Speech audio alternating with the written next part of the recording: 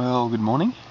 Here I am at the beginning of day 2, where about 6 o'clock in the morning, I think. I don't know, the sun's just kind of coming up, so I assume it's about that early. It's a bit hard to tell because it's overcast and a bit grey looking, but that's kind of nice after the rain and stuff that I got last night. I was expecting worse this morning.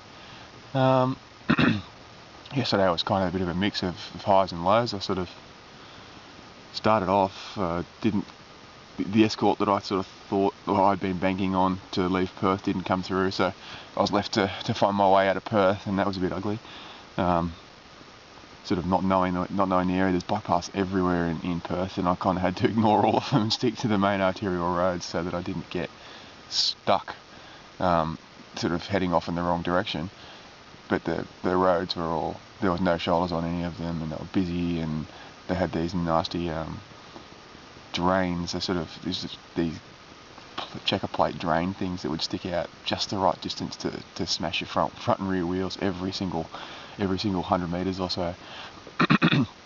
I ended up getting a flat about 10 minutes into the ride because I was still running quite low pressures because my little mini pump just couldn't get them high enough, and I flatted and had to spend about probably easily 25 minutes on the side of the road trying to get the thing changed out, because I got the tube done, no worries, that wasn't a problem, but then when I went to put the wheel back in, on the rotor clipped the brake pads and popped them out, and so I was left to try and wedge these brake pads back into this caliper that just refused to play along, and I just had an inordinate amount of trouble trying to get anywhere with it.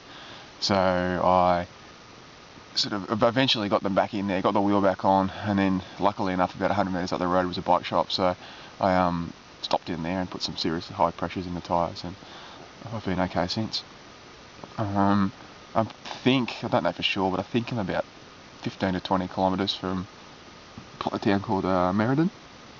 So yesterday I managed to do about 270 k's in total. It was sort of hard going, really hard going. I was really surprised by just how slow it is out here. I think a lot of it's to do with the road surface. The road surface is this really coarse chipped sort of asphalt that just chatters and bumps and just kills your speed, so you're just struggling the whole time.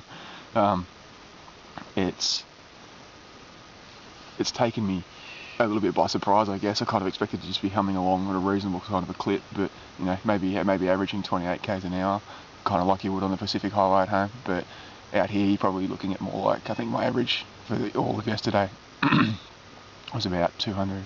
It was about 23 kilometres or something, 24 kilometres an hour, something like that, which is just bloody slow. The revelation, I think, of the whole thing has been that riding at night is just the best thing ever.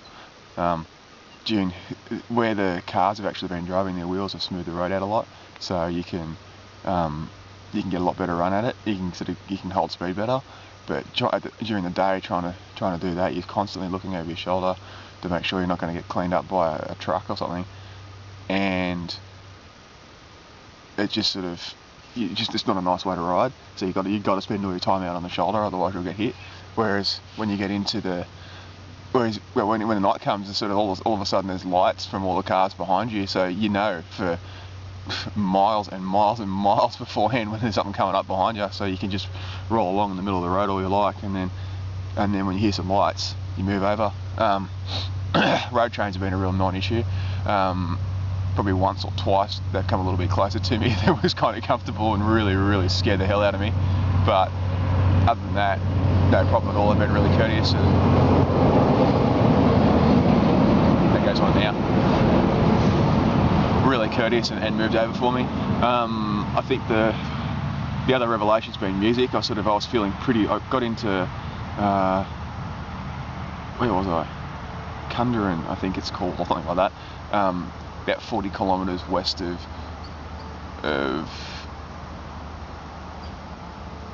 God knows, somewhere.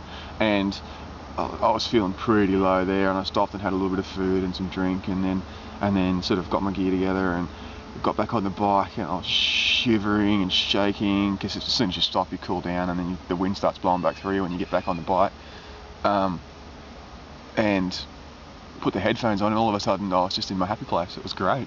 So I hadn't used them before then, and it was just sort of put them on, like, this is the best. So I had sort of several hours of just happy riding then. I got into, I can't think of the name of the town. It was, hang on, does it tell me? Kellerberrin. I got into Kellerberrin quite late-ish, like it must have been just after 8 o'clock. There was nothing open except this little pub. So I poked my head in there, and sort of, there was a couple of guys having a meal. So I sort of said, asked whether or not they were still serving, and they'd just finished. So I said, oh, it's no problem. So just give me some chips, and just confirmed how far away Merredin was from there. And he's like, you're going there tonight? And I'm like, yep. And he said, mate, I'm going to go cook you a burger. So he went out the back and fired up the kitchen again for me and did me a burger, which was really appreciated. Now I'm just sitting around in the morning waiting for my water to boil so that I can make a backcountry cuisine, and I'm having lamb fettuccine for breakfast. Not sort of really that hungry, but I figure as soon as I get on the bike and start pedaling, I'm going to need some food, so better to have something now. I mean, it's pretty chilly. I'm sort of on and off shaking a little bit, so it'd be nice to have a hot meal in my belly too. Then I'll pack everything up and get moving, and I'll check in with you later on today. Cheers.